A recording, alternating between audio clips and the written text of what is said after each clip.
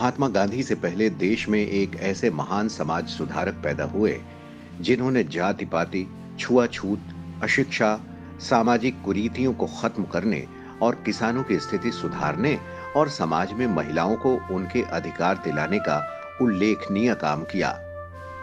19वीं शताब्दी में भारतीय समाज अंधविश्वासी परंपराओं और नवीन विचारों के द्वंद्व में उलझा हुआ था।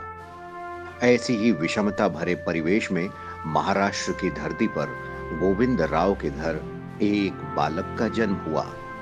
बालक का नाम रखा गया ज्योतिराव। उनका पूरा नाम ज्योतिराव गोविंदराव फूले था। वैसे उनका असल नाम ज्योतिराव गोविंदराव फूले था, लेकिन ज्योतिबा फूले के नाम से वे मशहूर हुए।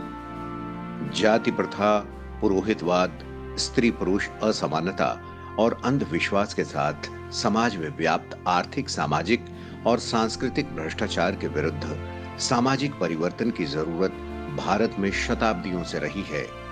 इस लक्ष्य को लेकर आधुनिक युग में सार्थक, सशक्त और काफी हद तक सफल आंदोलन चलाने का श्रेय ज्योतिबा फूले को ही जाता है। महात्मा फूले भारत में सामाजिक परिवर्तन की लड़ाई के अगुवा हैं। अपने विचारों और कार्यों की बदौलत उन्होंने पिछड़े वंचित समाज को वर्ण व्यवस्था के भेदभावकारी और शोषणकारी चंगुल से आजादी के लिए निर्णायक संघर्ष का नेतृत्व किया। इसके साथ ही उन्होंने देश की पहली महिला शिक्षिका और अपनी पत्नी सावित्रीबाई फूले के साथ मिलकर महिलाओं की मुक्ति के लिए भी प्रयास किया। देश में समाज सुधार आंदोलन पर उनके प्रभाव को इस बात से समझा जा सकता है कि संविधान निर्माता डॉक्टर भीमराव अंबेडकर महात्मा फूले को अपना प्रेरणा स्रोत मानते थे। महात्मा ज्योतिबा फूले को 19वीं सदी का प्रमुख समाज सेवक माना जाता है। उन्होंने भारतीय समाज में फैली अनेक कुरीतियों को दूर करने के लिए सतत संघर्ष किया। भारतीय सामाजिक क्रांति के जनक कहे जाने वाले महात्मा ज्योतिबा फूले का जन्म 11 अप्रैल 1827 को महाराष्ट्र के पुणे में माली परिवार में हुआ था। वे एक महान विचारक, कार्यकर्ता, समाज सुधारक, लेखक, दार्शनिक, संपादक और क्रांतिकारी थे। उन्होंने जीवन भर पिछड़ी जाति, महिलाओं और दलितों के उद्धार के लिए काम किया। इस काम में उनकी धर्मपत्नी सावित्रीबाई फूले ने भी पूरा योगदान दिया। उन्होंने स्त्री शिक्षा और स्त्रियों के उत्थान के लिए भी काफी काम किए। महात्मा फूले का बचपन कठिनाइयों में बीता। महज 9 माह के थे जब उनकी मां का देहांत हो गया। उनका लालन पालन सगुणाबाई नामक एक दाई ने किया। सगुणाबाई ने ही उन्हें मां की ममता और दुलार दिया। 7 साल की आयु में ज्योतिबा फूले को गांव के स्कूल में पढ़ने के लिए भेजा गया। आर्थिक तंगी के कारण खेतों में पिता का हाथ बटाने के लिए उन्हें छोटी उम्र में ही अपनी पढ़ाई छोड़नी पड़ी। स्कूल छोड़ने के बाद भी उनमें पढ़ने की ललक बनी रही। सगुणाबाई ने बालक ज्योतिबा को घर में ही पढ़ने में मदद की। घरेलू काम के बाद जो समय बचता उसमें वो किताबें पढ़ते थे। ज्योतिबा फूले पास पड़ोस के बुजुर्गों से विभिन्न विषयों में चर्चा करते। लोग उनकी तर्क संगत बातों से बहुत प्रभावित होते थे। पड़ोसियों ने उनकी प्रतिभा को पहचाना और उनके कहने पर उनके पिता ने उन्हें स्कॉटिश मिशंस हाई स्कूल में दाखिला करा दिया। सन 1840 में ज्योतिबा फूले का विवाह सावित्रीबाई से हुआ था। ज्योतिबा फूले के काम में उनकी पत्नी ने बराबर का योगदान दिया। हालांकि वो पढ़ी लिखी नहीं थी और शादी के बाद ज्योतिबा ने ही उन्हें पढ़ना लिखना सिखाया। उन्होंने कभी पीछे मुड़कर नहीं देखा। महात्मा गांधी और कस्तूरबा के दाम्पत्य की तरह ज्योतिबा और सावित्री का दाम्पत्य भी बहुत ही मोहक और अनुकरणीय है। उसमें कहीं भी प्रतिक्रियावाद और अंध नकारवाद की जगह नहीं है। ज्योतिबा फूले से महात्मा ज्योतिबा फूले बनने की उनकी यात्रा काफी रोचक और कुछ महात्मा गांधी के संघर्ष और अनुभव से मिलती जुलती है। जिस प्रकार महात्मा गांधी अफ्रीका में रंगभेद के शिकार हुए और बाद में उन्होंने इसे जड़ से उखाड़ फेंकने का प्रण लिया और बाद में उस प्रण को पूरा भी किया, ठीक उसी प्रकार महात्मा फूले जाति आधारित भेदभाव का दंश झेलने के बाद उसके समापन के लिए लड़ते रहे। 1848 में वो अपने एक मित्र के विवाह में शामिल होने के लिए गए थे। विवाह समारोह के दौरान दूल्हे के रिश्तेदारों ने पिछड़ी जाति का होने के कारण उनका काफी अपमान किया। इसके बाद ज्योतिराव ने जाति प्रथा को जड़ से समाप्त करने का संकल्प लिया। उन्होंने तय किया कि इसकी शुरुआत महिलाओं के सशक्तिकरण के साथ करेंगे, क्योंकि उनकी स्थिति और भी खराब थी।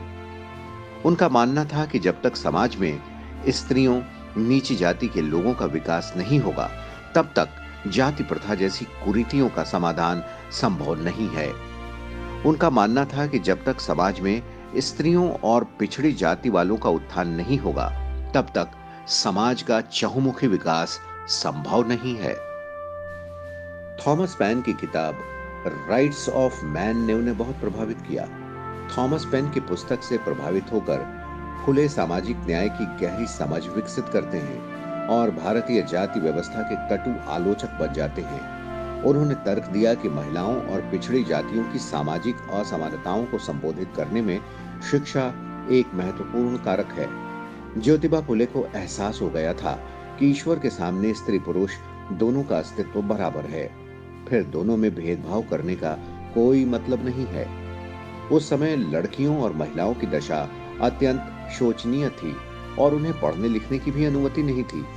अपनी कल्पनाओं और आकांक्षाओं के एक न्याय संगत और एक समाज बनाने के लिए 1848 में ज्योतिबा फुले ने लड़कियों के लिए स्कूल खोला।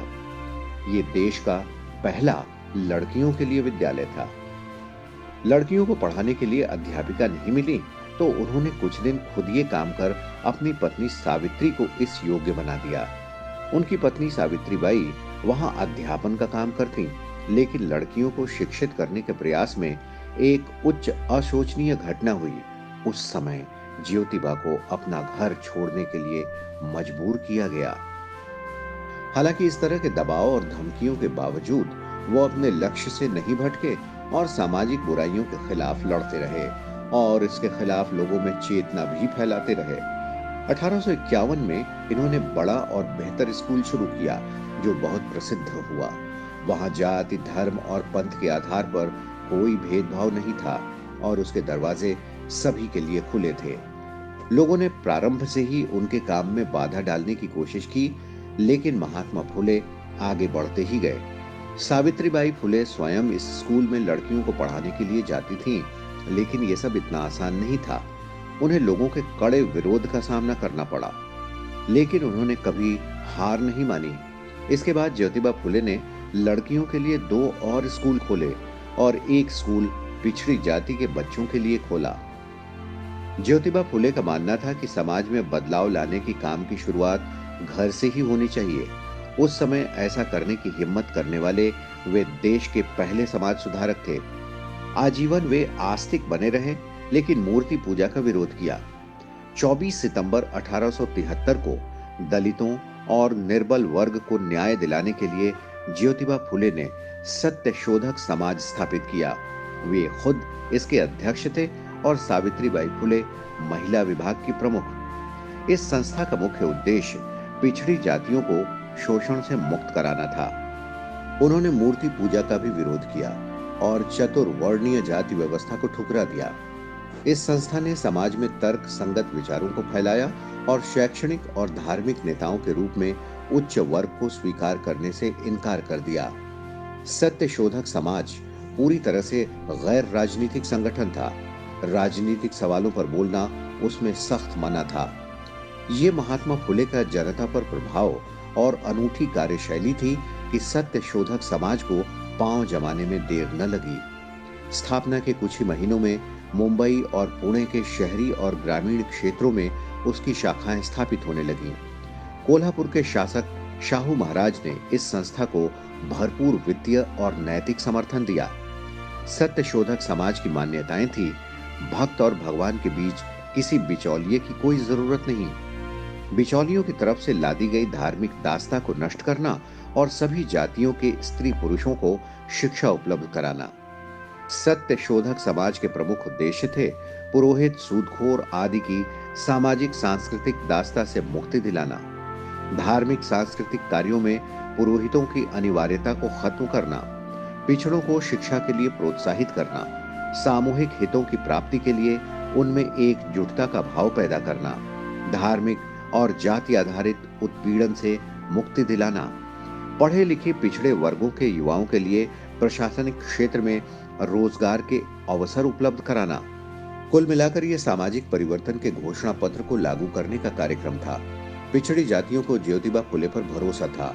इसकी सबसे बड़ी वजह शिक्षा के क्षेत्र में किए गए उनके काम थे। इसीलिए सत्य शोधक समाज को उन्होंने हाथों हाथ लिया। कुछ ही सालों में उसकी शाखाएं मुंबई और पुणे के शहरी, कस्बाई और ग्रामीण क्षेत्रों में खुलने लगी।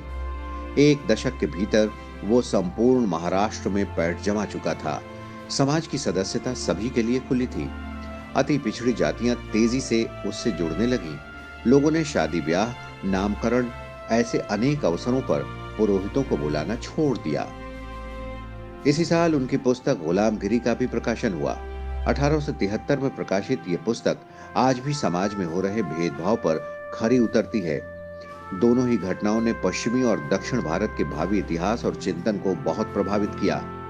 महात्मा फुले की किताब गुलामगिरी बहुत कम पृष्ठों की एक किताब है, लेकिन इसमें बताए गए विचारों के आधार पर पश्चिमी और दक्षिणी भारत में बहुत सारे आंदोलन चले। उत्तर प्रदेश में चल रही दलित अस्मिता की लड़ाई के बहुत सारे सूत्र गुलामगिरी में ढूंढे जा सकते हैं। आधुनिक भारत महात्मा फुले जैसी क्रांतिकारी विचारक का आभारी है। अमेरिकी राष्ट्रपति के भारत दौरे के दौरान पूर्व उप मुख्यमंत्री छगन भुजबल ने मुंबई में बराक ओबामा को यह पुस्तक भेंट स्वरूप दी और उन्हें इसका सार बताया। इससे ओबामा भी प्रभावित दिखे और भारत से अनमोल भेंट कहकर इस किताब को स्वीकार किया। महात्मा फुले ने समाज के लिए काम करते हुए अनेक पुस्तकें लिखी। ये सभी पुस्तकें उनके कार्य को गति प्रदान करती हैं। ज्योतिबा फुले ने गुलामगिरी के अलावा तृतीय रत्न, छत्रपति शिवाजी, राजा भोसले का पखड़ा, किसान का कोड़ा और अछूतों की कैफियत जैसी कई पुस्तकें लिखी। ज्योतिबा ने किसानों, श्रमिकों और अन्य सर्वहारा वर्ग की दबी आवाज को उभारने के मकसद से जनवरी 1877 में एक साप्ताहिक समाचार पत्र का प्रकाशन संपादन शुरू किया। उस समाचार पत्र का नाम दीन बंधु था।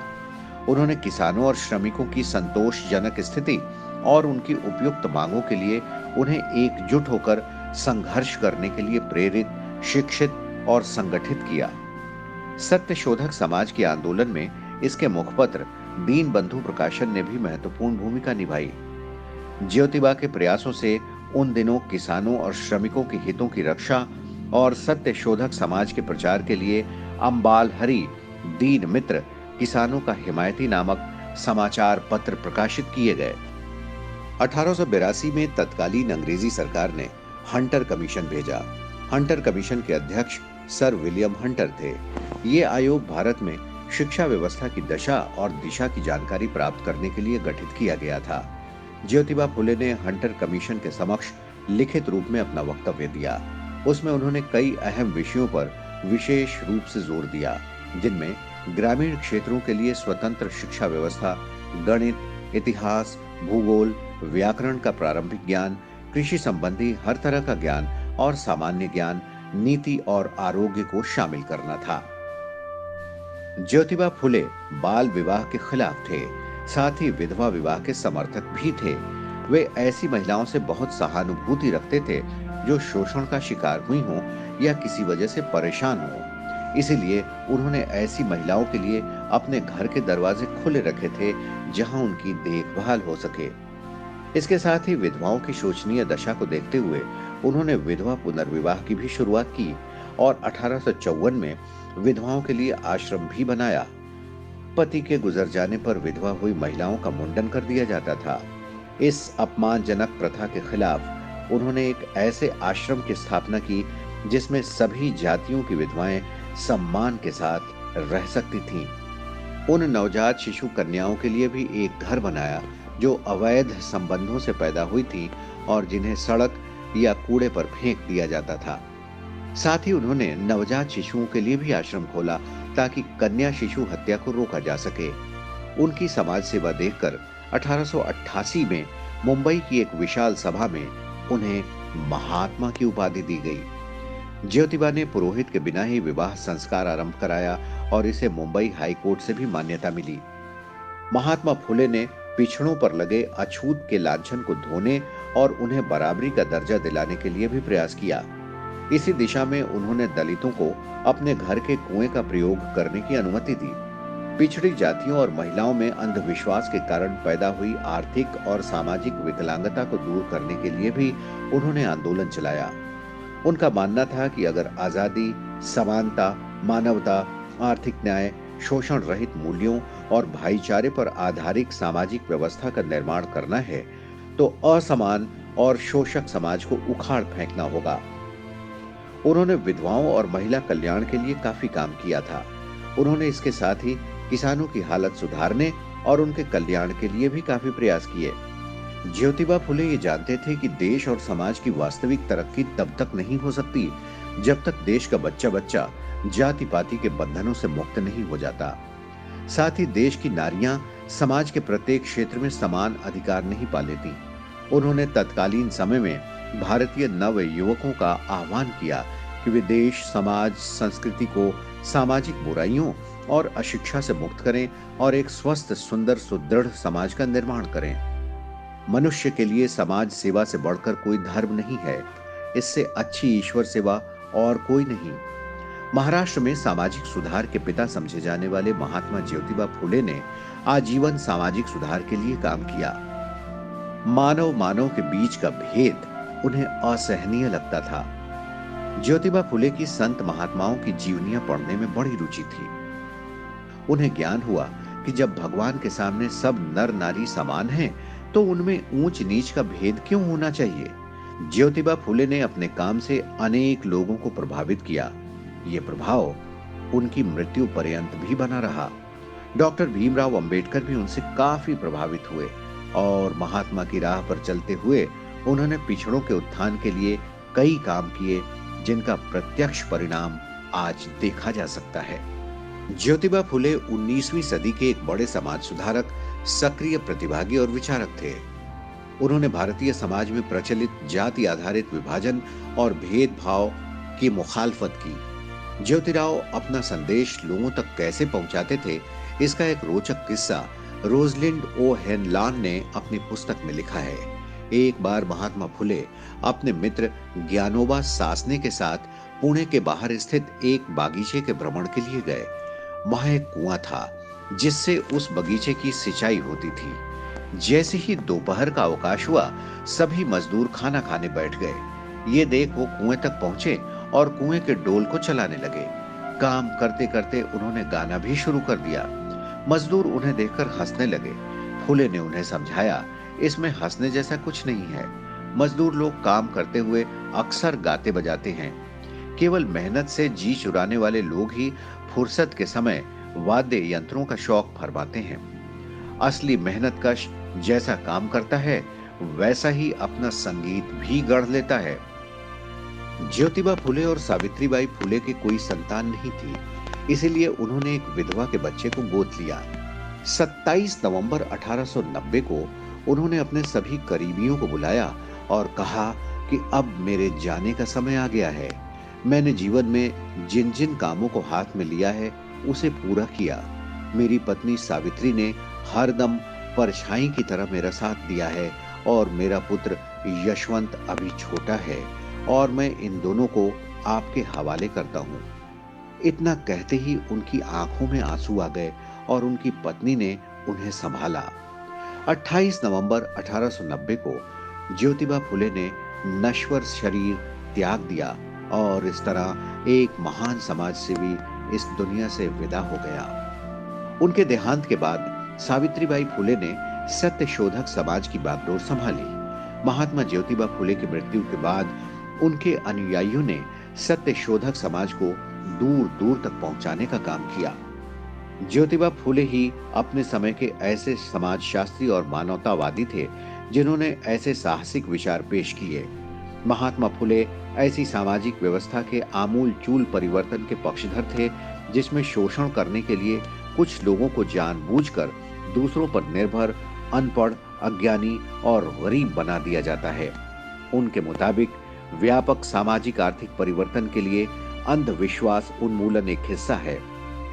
परामर्श, शिक्षा और रहने के वैकल्पिक तरीकों के साथ साथ शोषण के आर्थिक ढांचे को समाप्त करना भी बेहद जरूरी है।